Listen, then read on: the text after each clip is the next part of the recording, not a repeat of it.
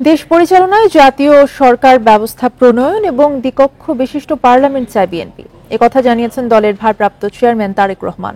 বুধবার ঢাকা বিভাগের তৃণমূল নেতাকর্মীদের সঙ্গে বৈঠকে ভার্চুয়ালি যুক্ত হন তিনি।